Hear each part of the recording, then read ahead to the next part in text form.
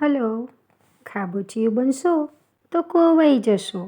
ઉત્તમ એ છે કે વહેતા રહો, કારણ કે વહેતું પાણી જ શુદ્ધ રહે છે.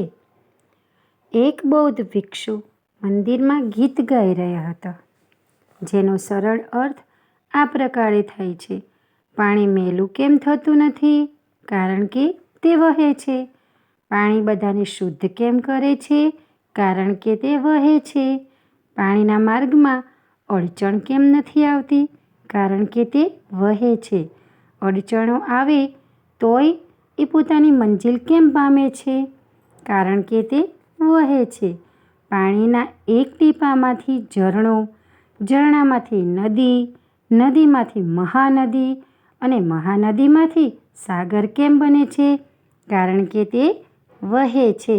તેથી હે મારા જીવન, તું વહેતું રહે, વહેતું રહે, વહેતું રહે.